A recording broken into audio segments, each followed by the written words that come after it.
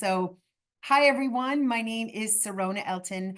I am the head of educational partnerships for the Mechanical Licensing Collective, or the MLC for short. Thank you for joining me. This webinar is actually about a new topic that we have not done a webinar on before, although the topic itself is not new. This is about how to use our public database, the one that you can get to on our website. So I have a presentation for you of a few slides just to give you some information. Then I'm going to switch my screen over and we're going to be looking at the public search screens. That's what we call our database, a public search. And then there will be some time for questions at the end. A little bit of housekeeping. So this is a Zoom webinar, and down at the bottom of your controls there, you should see an option for Q&A. That's for question and answer. That is where I want you to put your questions. Put your questions in the Q&A whenever they pop into your head. We will use the chat.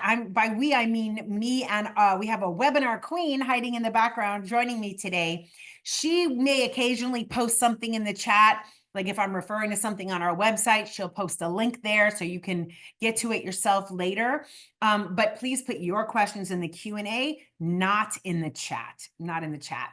All right, so let me go ahead and jump right into sharing my screen for this presentation and getting through the presentation and the demonstration, and then we will take your questions. All right, so let me get this rolling here. I have to make sure, I may have to switch windows when we go to demonstrate, so that's okay. That's what we can do. All right, so up come the slides. Here we go. All right, so your music, your money, navigating the MLC's public work search. All right, so quick reminder for those of you who may be new to just what is the MLC, right? In a nutshell, the MLC is in the middle of a flow of money. Money flows into the MLC, and then that money flows out of the MLC. The MLC is collecting money from United States digital music services, or digital service providers, DSPs for short, United States digital service providers that offer music available for interactive streaming and downloads here in the United States. So that is services like Spotify, Apple Music, Amazon Music, right? They are offering what we call interactive streaming. Another word for that is on-demand streaming. Those are platforms where you get to pick exactly what recording you're listening to, which is different than like digital or satellite radio, for example, where you're picking a playlist or a station, but you're not in charge of what music you're listening to. With an interactive stream, you are in charge of what you're hearing. And we know what downloads are, although I will say some download services have chosen to still handle their mechanical royalties the way they used to before the Music Modernization Act came along and changed the way things work and created the MLC. And they're allowed to do that. And in some cases, that means those mechanical royalties for downloads are flowing from the digital service to the record label, and the record label to the publisher, and the publisher to the songwriter. But we are not going to get deeper into that on this webinar. We have other webinars where we get much deeper into that, including recorded ones that are on our YouTube channel. So we are collecting digital mechanical royalties for interactive streaming and download services from US services. And then we are paying that money out to a combination of music publishers, publishing administrators, and if you are a songwriter, but you are acting as your own publisher, right? If there is, you're like, it's just me. There's no publisher involved. There's no publishing administrator involved. Like, I am the publisher. Then the MLC will pay you directly, right? In a nutshell, the MLC pays the party that is administering the publishing in the United States. And so that's mostly publishers, publishing administrators, and self-published, which is really another word for self-administered songwriters. For my international folks, because I know there's several of you out there, one of the other parties that we pay are mechanical rights societies based in other countries around the world that are collecting those mechanical royalties for their members from all over the world. So let's say you're based in Finland or you're based in Canada, and you join a mechanical rights society in your country and you authorize them to collect for your US mechanical royalties, then the MLC is paying them and then they are paying you. So that's it in a nutshell. The royalties we collect are related to a very specific blanket compulsory mechanical license that is in the US copyright law. And we are the only party authorized to collect that very specific kind of money and pay that out. So pretty much most of it is flowing through us. There are allowed voluntary licenses. Some of the big publishers can do a license directly with Spotify if they want. So not all of that money flows through us, but most of it does. Okay, so why is the MLC here and why have you only heard about us for a few years? We're here because of the Music Modernization Act of 2018, really important change in the US copyright law. And amongst several things that it did, it changed the way that digital mechanical licensing and mechanical royalties works. Before the MMA, all mechanical licensing was done one at a time, one work at a time, what we call an individual license, one at a time, not very efficient for dealing with large volumes. But the law created a second flavor, a blanket compulsory mechanical license. So now a service like Spotify only needs one blanket mechanical license in the US that would include all of the works eligible under that license, rather than having to get one license per owner per work. So the law created this blanket license, and when you move to a blanket licensing approach, you need a centralized organization to handle collecting and paying out that money. So the law said there shall be created a mechanical licensing collective, a nonprofit organization that's not part of any other organization, it's standalone. That's why we're here. But one of the other things the law did was it said that the MLC must create a publicly available database of musical works ownership information. And that's what we're going to talk about today. And so that's why it's there. We think it's a great idea, of course, but it also was a mandate by the Music Modernization Act. So this public database of musical works information. Also, just let me do a terminology timeout for a second. When I say the word works or musical works, that is another way of saying songs or compositions, okay? That is what gets registered with the MLC, the song, the composition, or as the copyright law calls them, the musical work. Right? So we have a database of this, and there are really three ways that this data is accessible. The first is by going onto our website and accessing the database via website screen. That's what we're going to talk about today. The other two ways are actually more of a data connection, like a pipeline, a data pipeline, one of which is something called our bulk data access program. And this is available to anyone, but I will say it's really, you need to have the technical capabilities to take a download of our entire massive database. It is too much for your average laptop. And you need to have some IT capabilities to understand how to even open up the kind of files that are downloaded. But if you are a company and you have that kind of server space and that kind of technical capability, you can take an ongoing subscription of our entire database, the whole thing, all those musical works, and it's millions and millions and millions. You can get a monthly download feed of that for a very, very, very small amount of money. So that we call our bulk data access data program. And then we also have the ability to access our database via an API. That also is something that you would not even think about messing with unless you're talking about having technical capabilities to insert that API into some other tool that you're using. So we are not going to talk about the public data access or the API in this webinar, but you can find information about these on our website. If you go under the resources section on our website and then look up data programs, you can find information about those two other ways to access our database. But we are now going to focus on how do you do this through our website. So how do you find this? So first of all, on our website, which is themlc.com, don't forget the word the, themlc.com. Up there in the top right, you see a big yellow button that says public search. That is what you click on to then begin accessing our database. It is free and you do not need a login, okay? And it will work on like a computer, desktop or laptop. It will also work on a mobile device like a phone or a tablet. You can access it from any of those different kinds of places. And you start by clicking on that public search button. All right, let me switch my screen now and actually get into the search itself. Okay.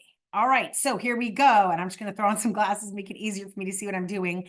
So here we are at themlc.com. So here you could go into the public search.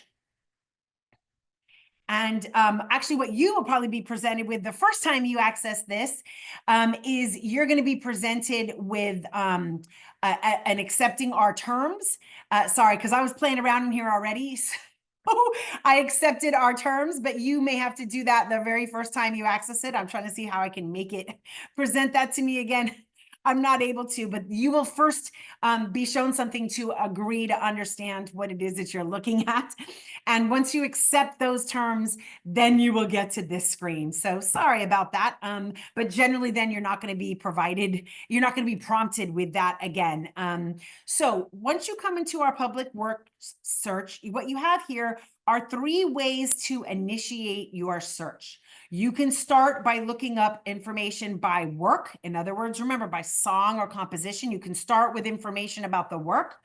Or you could instead say, actually, I want to start by searching for writer. Or you could say, I want to start by searching for publisher. So those are your choices right off the bat, depending on what makes sense for what you're trying to find. So let's start with work, and let's talk about those of you who know me well, especially if you've been my former student at all. I always use a Prince example. I can't help myself. So we're going to pretend that we are looking up the song Let's Go Crazy. Okay, so let me tell you a little bit about how the search works. I've put in 3 words here. So what it's going to do is it's going to search through our database and it's going to find songs, in other words, works, that all of them that have the word let's or go or crazy in the title.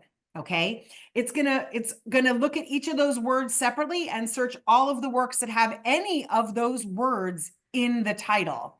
But what it's going to do in terms of what it shows you when it presents you with the list of what it found, where it finds let's and go and crazy in that order, that's going to be the top work that comes back on your list. And then as you go further down, if you're scrolling, it's going to find maybe there was some other song that just was called Go Crazy. Okay, those were 2 words in order. It's going to come back up with that, right? And as it goes further down the results, you might have songs in the list that only had one of these 3 words. So the search automatically is going to look for any work that has any of these words in the title. It's going to try and find these 3 words in the same title and in this order. But it's not going to only return that for you. It's going to return anything else that might possibly meet your criteria.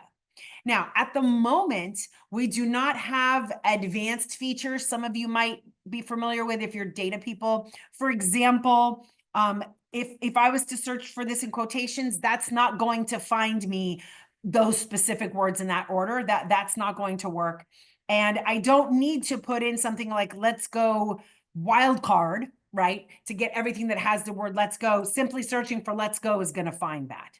So this is a rather basic search, doesn't have those advanced features at this point, although as is true of all of our technological tools, we have a roadmap for future enhancements.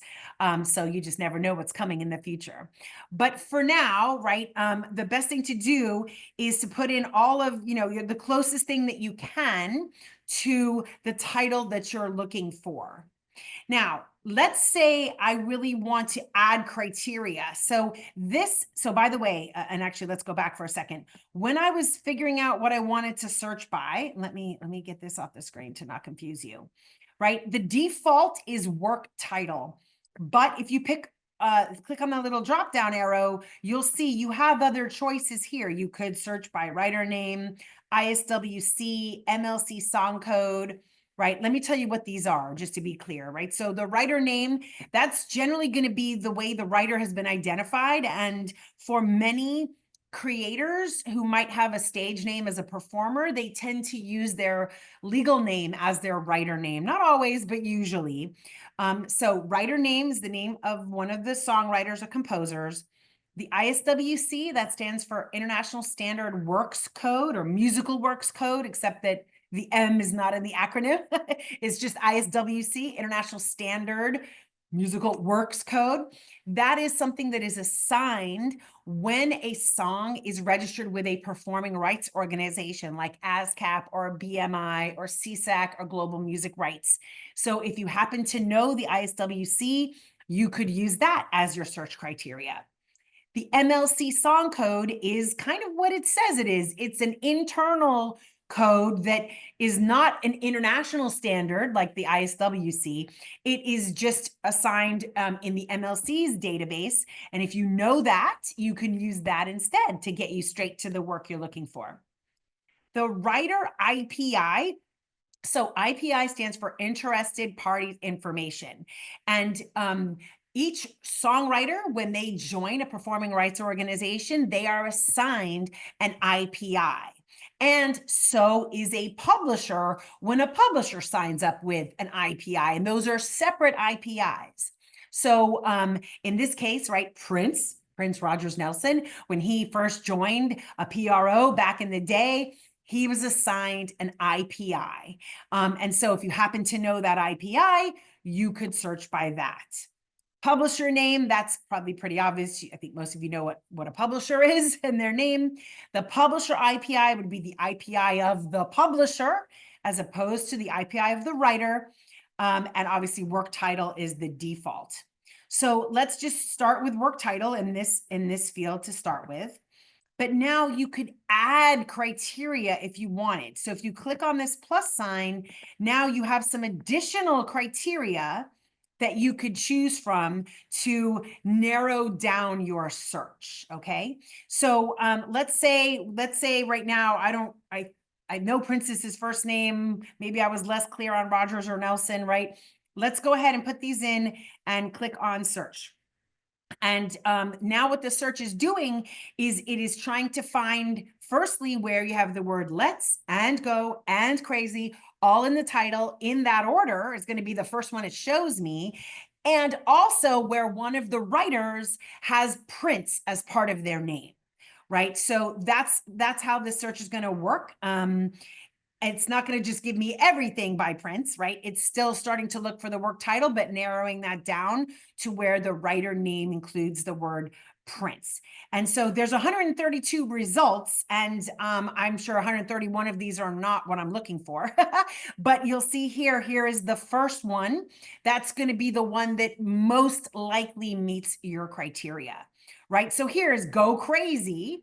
And actually, there was a writer who had the name Prince in their name, right? That's why that's second.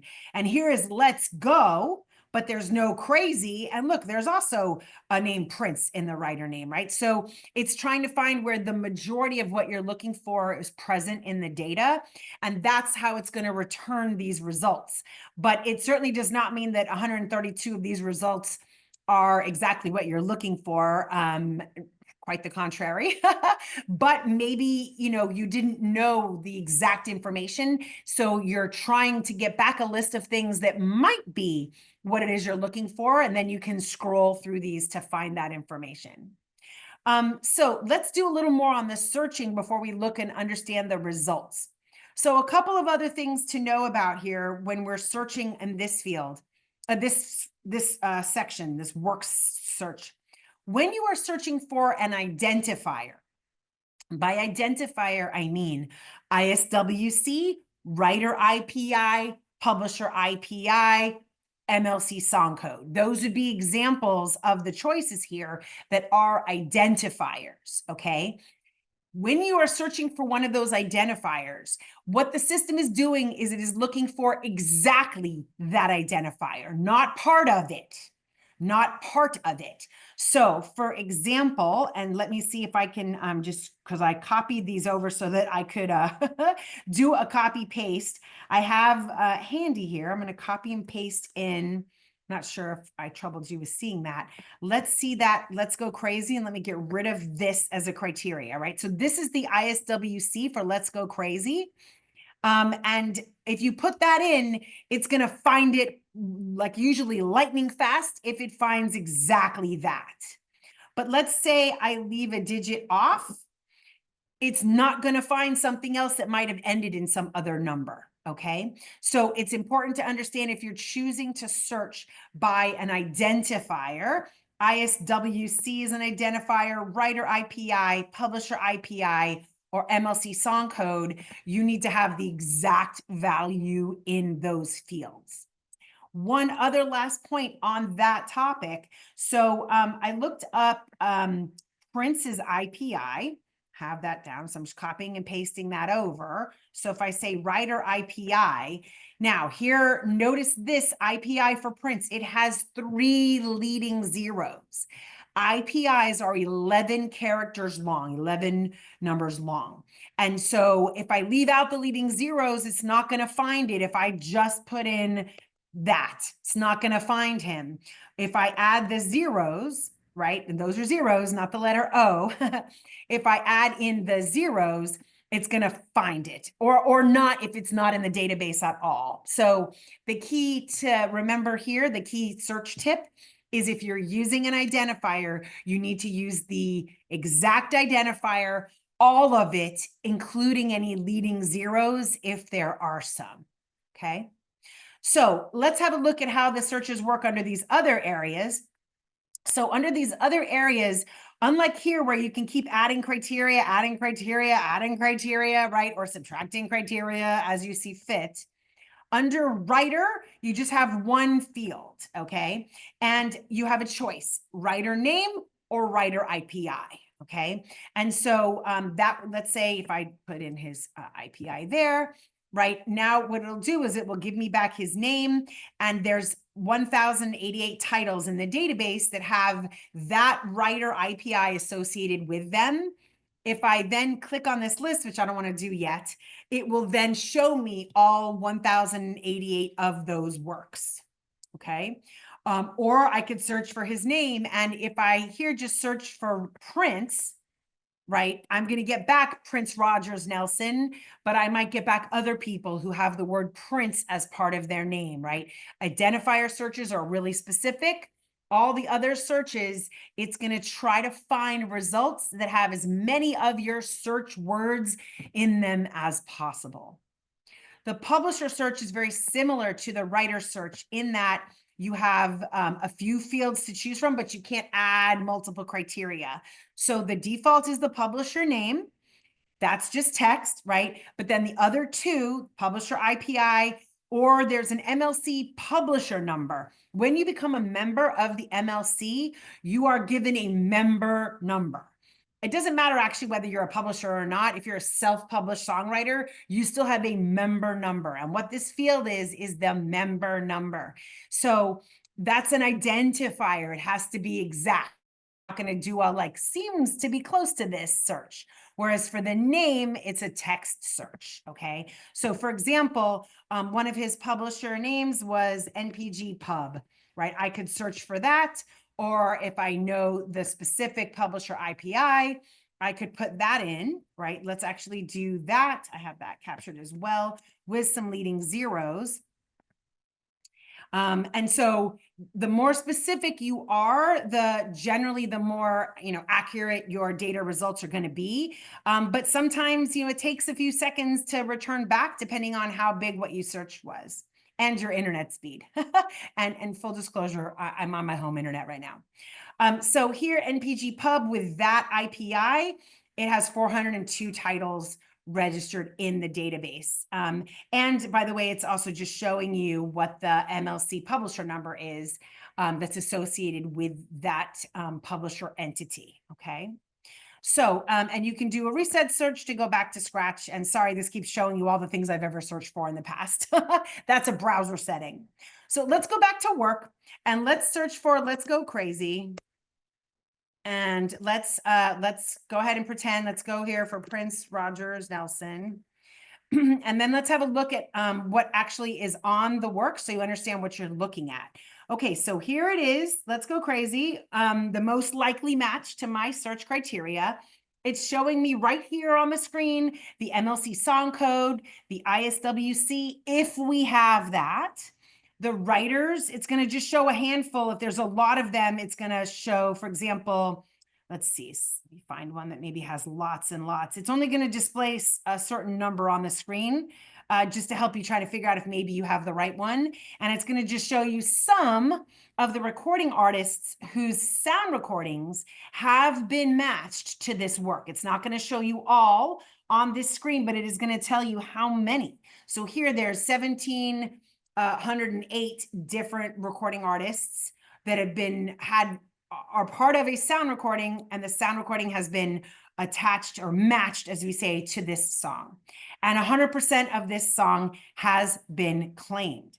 So if we click really anywhere kind of in this row, it's going to open up the detail about the work. So a couple things. So before we start going through these fields, let me also just tell you how these got into our database in the first place. We do not just take some big data feed from places like ASCAP or BMI. That's not how this works. These end up in our database generally because one of the rights holders of this work, so one of the parties handling the publishing, has become a member of the MLC and has registered the work with us. That's how they get into our database generally, with one exception, I'll tell you in a second, but that is how they get there. Our MLC staff do not add works to our database.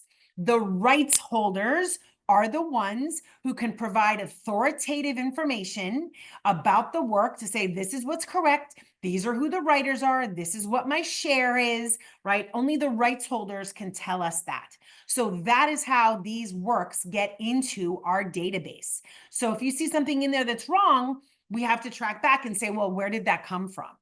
Now, that exception that I was telling you about has to do with how we got started in the first place. So the Music Modernization Act was passed in 2018, towards the end of the year, and the new way of doing things went into effect January 1st, 2021. So what that really left was 2019 and 2020 to have everything in place, the fully functioning database, royalty systems, data ingestion from those digital services, all of our staff, everything in place to begin to receive these royalties that would have started actually coming to us in February 2021 for uses that happened in January 2021. So instead of starting with a completely blank database, because I know that may seem like a long time, like in our daily lives, we think 2 years is a lot of time, but 2 years to stand up a database with millions of works is actually a short amount of time.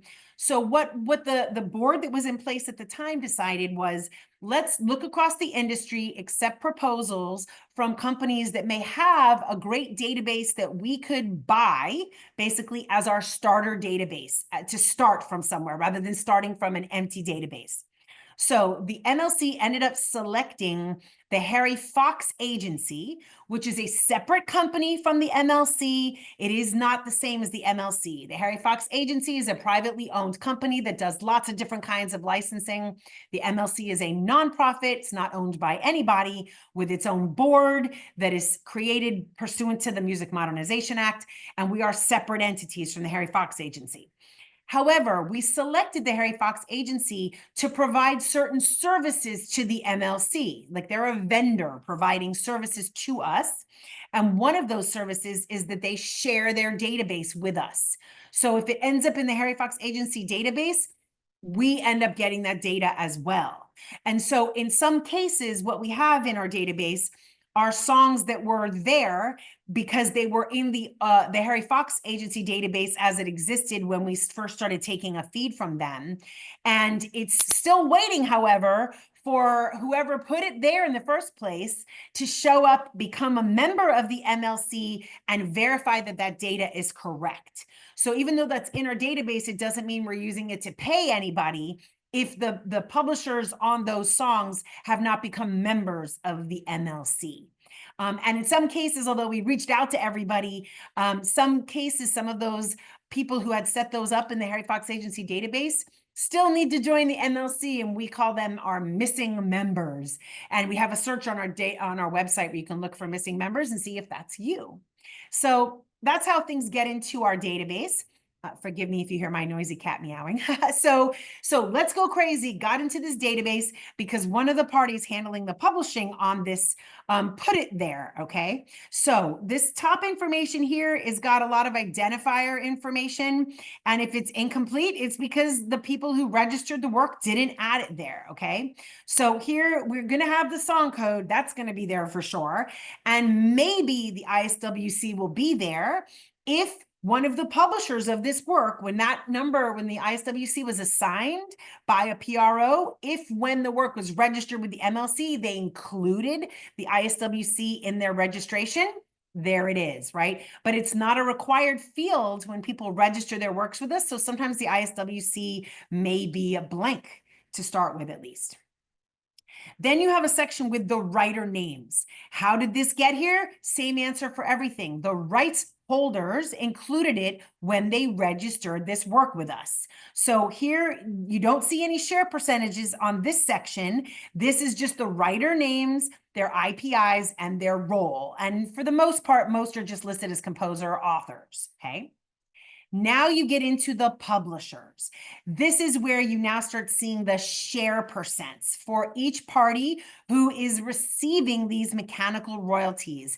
And that share is showing you what their collection share, what the share of the money they're collecting is. This larger box with a percentage on it, and we see an administrator name, Universal Music Corp, with this particular IPI, and this is their MLC number. They are administering the publishing on behalf of NPG Pub, which is a different publisher, has its publisher IPI and its own publisher number there, but there's no share percent on this row down here, okay? 80% of this is essentially entitled to go to NPG Pub, but they have hired Universal Music Corp to administer their share. So Universal Music Corp is getting paid 80% of the royalties for this song on behalf of NPG Pub. Now, the other thing that you'll see here that you don't see in some other databases out there is here you can see that NPG Pub is representing Prince Rogers Nelson. Now, this is an easy song because there's only one writer, okay? But imagine some of the most complicated, popular songs out there might have 10, 15 writers on them, and trying to figure out which publisher is the publisher for that writer and who is administering that share. That can be complicated, but it's a little easier to see that on our website. So here for the this is NPG Pub is the one that's generally going to have the deal with the writer. Sometimes they're called the original publisher. That is the party that has a deal with the writer. And so you'll see which writers they represent if they have provided that information to the MLC when they registered this song. And Universal Music Corp is administering the publishing for NPG Pub. Now, this is telling you they're getting 80% of the royalties. What I will tell you is that this is the collection share. That does not necessarily mean Universal Music Corp is the party authorized to grant licenses on behalf of NPG Pub, right? What the word administered means can be interpreted differently, but here's the contact information. So if you are looking for a license for something from NPG Pub, you could contact this address and say, hey, Universal Music Corp, are you able to grant a license on NPG Pub's behalf for something? And they could answer that for you. What we are telling you is that we are paying them 80% of the mechanical royalties. Now, for whatever business reason, there's also somebody else, a different party, collecting the other 20%, still for the same writer, right? He's chosen to or his estate chose to split this up. A different division within Universal, a different IPI, is collecting 20% on behalf of a different original publisher, Warner Grandview Music. So here we have two publishers, Warner Grandview and NPG Pub. They've got it 80% and 20%, and NPG Pub is administered by Universal Music Corp, whereas Warner Grandview Music is administered by Universal Music Works. That is how to interpret what you're seeing here, okay? And then the next section is the matched recordings. So these are sound recordings of this song that sound recording information is reported to us.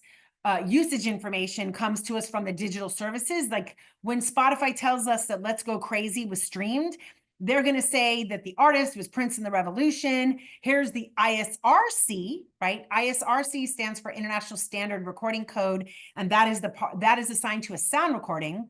They will give us that information, and maybe they also told us the writer's name was Prince Rogers Nelson, or maybe they didn't. We then have to match that sound recording information up to the correct work in our database in order to get that money flowing to the correct rights holders. So you can see here a list of the recordings that have been matched to this in our database. Last thing to point out on this screen is, let's say you wanted to send an email to somebody and let them know, hey, you need to go look at this information specifically on this Let's Go Crazy work. You could certainly send them the identifiers for it, but you can also click on this button, which will copy this hyperlink up here directly to this work information onto your clipboard. And then you could paste that into an email, and somebody could click on that and go straight to this work in the database, so they don't even have to search for it and possibly find the wrong one. This is right here available to you always. And then to get back to the public search, you would just click on back to public search. All right, so that's what I have to show you. The search is rather simple at this point. So if you just play with it for a little while, it's rather intuitive. But we've always got some enhancements that we're working on cooking up for the future.